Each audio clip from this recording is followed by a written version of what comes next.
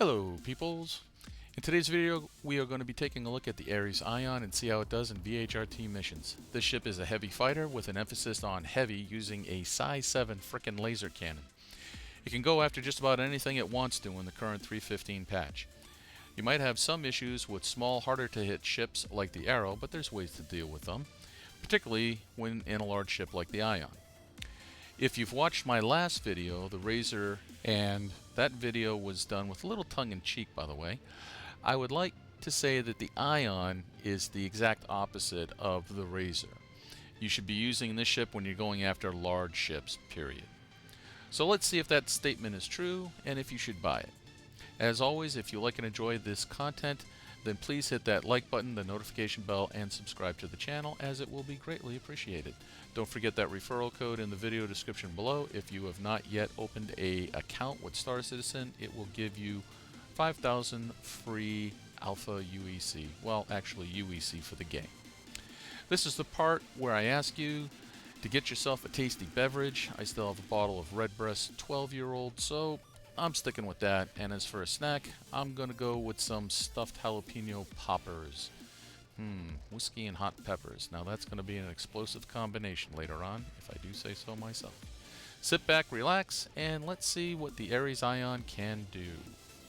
So, taking a look at Erkul here, we can see that we have this huge size 7 honking laser cannon. It's bespoke, you can't change it out, nor would you want to because it's awesome.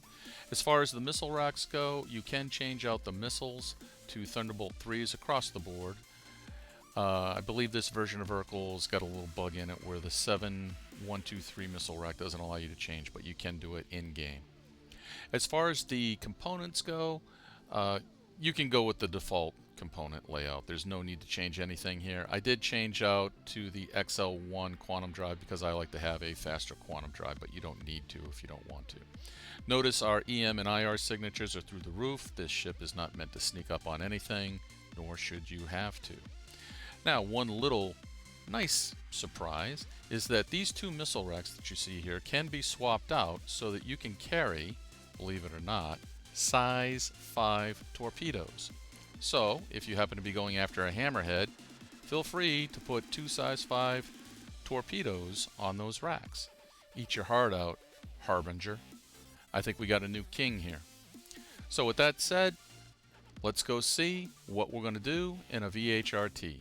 Okay, on to our first VHRT mission. Now, just like in the previous video with the Razor, if you're having trouble getting your bounty hunting contract missions to complete after you kill the target, wait for this indicator to switch over to the target. So the mission location indicator will superimpose itself on the actual target.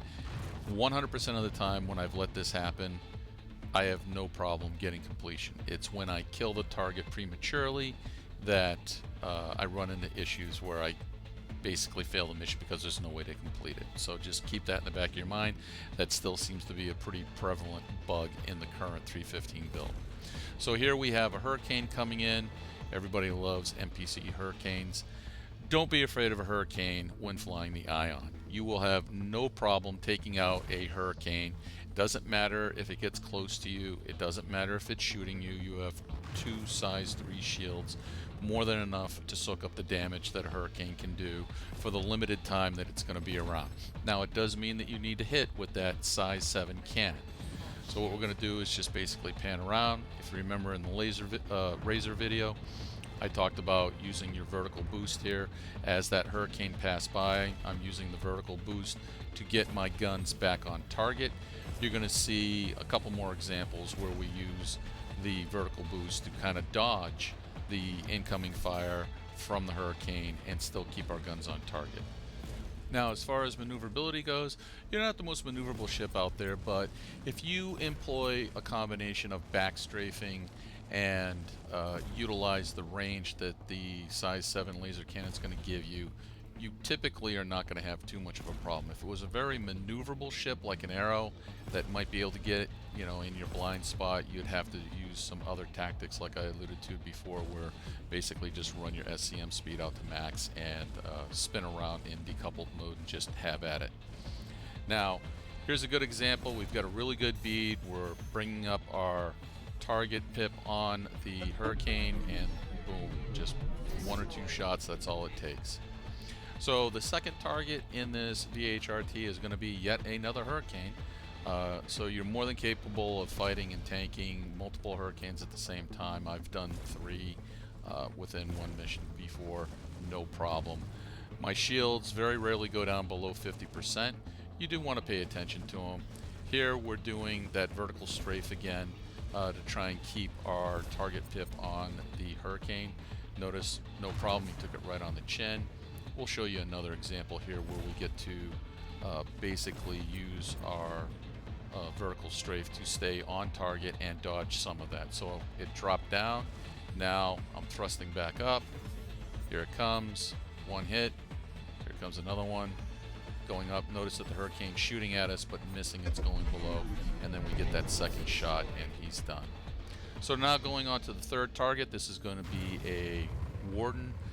Sorry, all you Warden pilots out there, man. This thing, it's going to 2-shot you.